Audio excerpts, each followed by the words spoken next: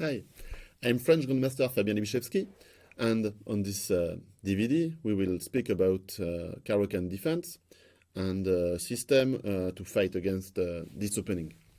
So I will recommend to start now. So with e4 and after c6 Caro-Kann defense to play with knight f3 and on d5 playing simply d3, protecting the pawn on e4.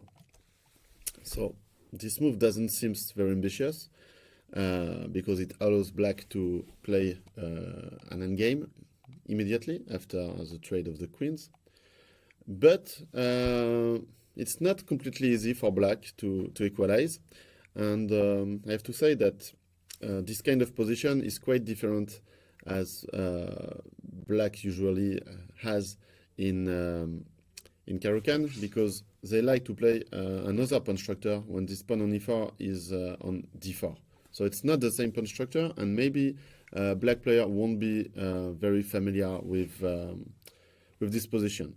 So why to choose this? Because after e4 c6, black just want to play d5 and have good control on the center, and then to develop the light square bishop. For instance, after d4, d5, black attacks the pawn on e4. If white protects the pawn with, let's say, knight c3 or knight d2, in both cases, black trade the pawns, and now they have different options, but traditional Caro-Kann player likes to play bishop f5. So they deal with the problem of the bishop. And if white goes for advanced variation with e5, this time also black plays bishop f5, and then they will go e6, develop their pieces, and then step by step maybe try to attack or center and make some counter strike. So by playing with d3 instead of d4, we will protect our pawn on e4, and then black will have less pressure on the center, and then it will be not as easy to develop this light square bishop. So we can start with d3 or knight f3, but knight f3 makes sense in case of black doesn't play d5, but black will do this, and we go d3. So yes, first time I saw this, I thought it was like a joke, but I saw many strong players playing this way, like Magnus Carlsen, Levon Aronian, and many others. And I tried it myself and had very good results. So I think it's a good try. So black, of course, is not forced to go into the endgame. They can try to play some different moves. Okay, some player wants to play g6. Why not? Because they think I will develop my dark square bishop. If I go e6 to go this way, it seems logical, but I didn't develop my c8 bishop, and the bishop is quite bad. And after a move like knight bd2, it will just be like a closed French defense with one tempo up for white, because I guess this pawn will finally advance to c5. But why stop on c6 to go on c5? I don't really know. So that would be bad, this e6. So playing g6, the idea is just to develop the bishop on this diagonal, which seems logical. But here we have a good idea with white, which is to go e5 to block the bishop. When he goes on g7, we go d4. So it may be strange to play d3 and then d4 and lose one tempo. But the thing is that if black wants to give life to this bishop, they will have to attack white center and go with c5, and then we will protect like this, and white goes d3 d4, black goes c6 c5, and everybody lost one tempo. And actually this kind of position usually happens in the Sicilian defense. It can be the Alapin or a line against the hyper-accelerated dragon. For instance, let's have a look, e4, c5, let's say knight f3, g6, c3, let's say bishop g7, d4, and trade, d5, e5. And we will have this position. So actually g6 is not a big concern for us, because we have this way of play. And I think that many black players won't be very comfortable playing this because they play Caro-Kann and now they have to play Sicilian position. And so in one chapter, we will speak a lot about this line. So let's start over. E4, C6, knight F3, D5, D3.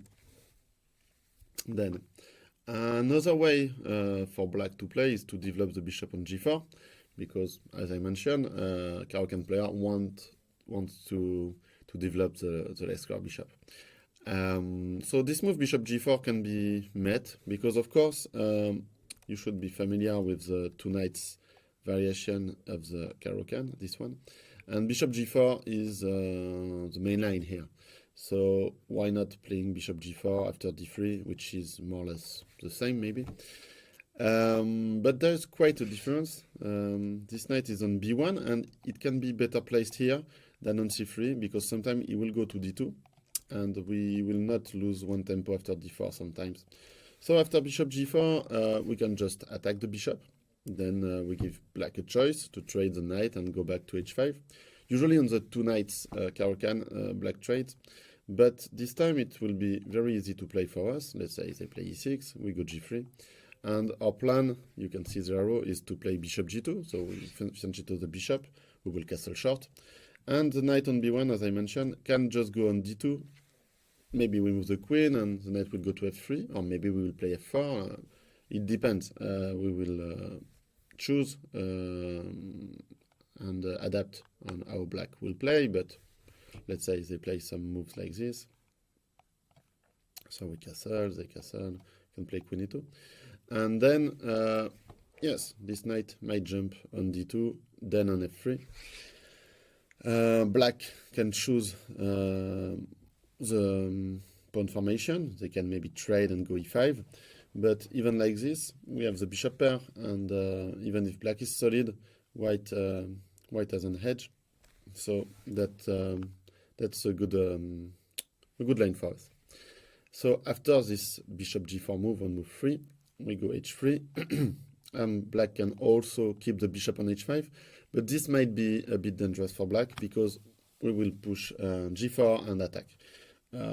We can of course play G4 immediately, but maybe it's a bit better to start with queen E2, and we will see all this in the theoretical part. We can go queen E2, and let's say black starts to play solid, then okay, we go G4, bishop G6, and H4. So the idea of queen E2, you see, is to overprotect the pawn on E4, so now if black trade, we can take back, and we start our initiative on the king side. So that's why after this, bishop G4 I think is not as strong as on the two knights variation like this. I think it's a better version for us with white.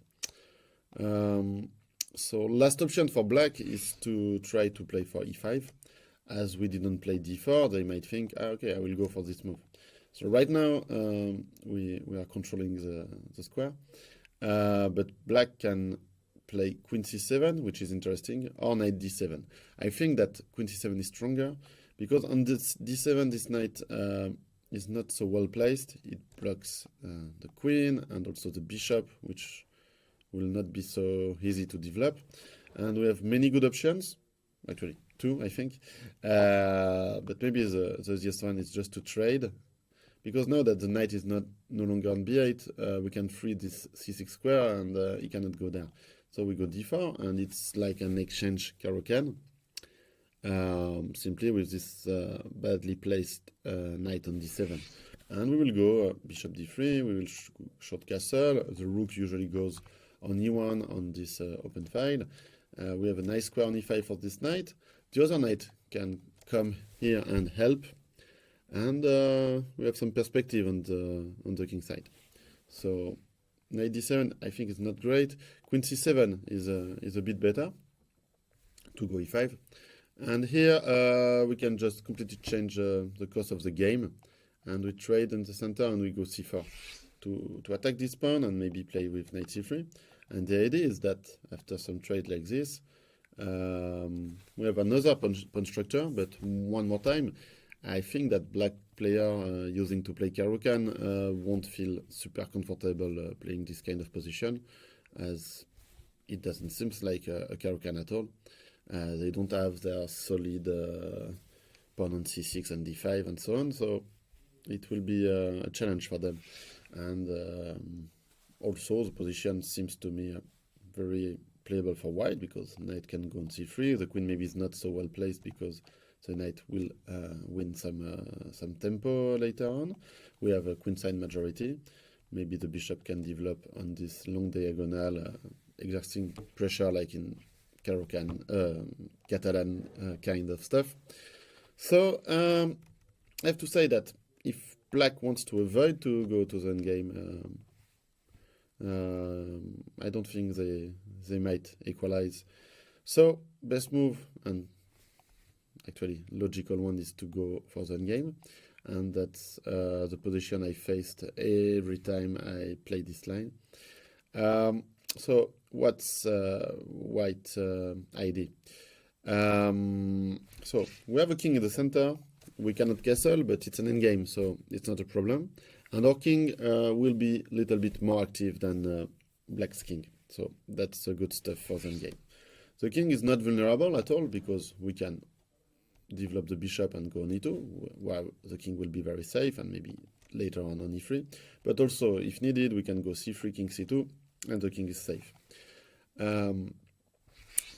have a pawn on the center, black not yet.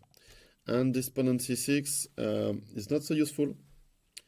It takes this square for the knight.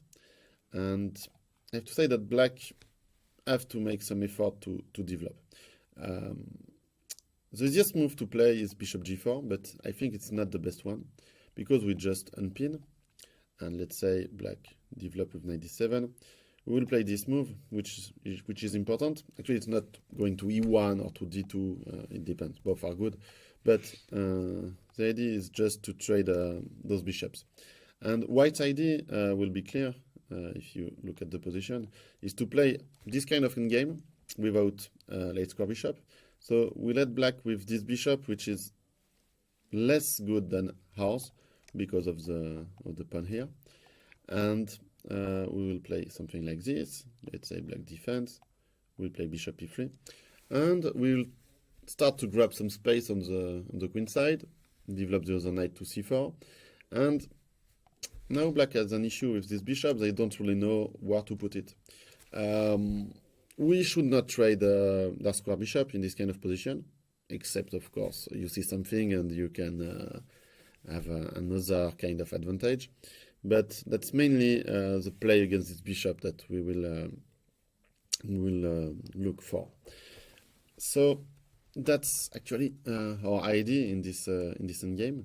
And if bishop g4 is not that good, black can play other moves, of course, but they won't develop so easily. And we can try to put some pressure in this endgame.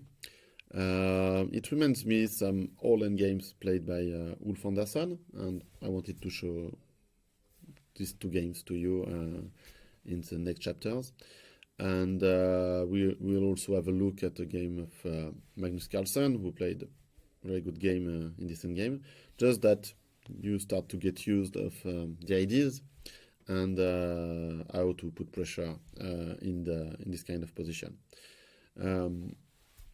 In any case, I think that it's not that easy for black players who are used to play this Caro-Kann defense to deal with those lines, because every time they won't have exactly the kind of position they are used to, and that's an advantage for us. And if we understand the maneuver and where to put pieces and what to do, I think we can press black. So that's the idea of this seemingly unambitious line, but actually black has to be careful.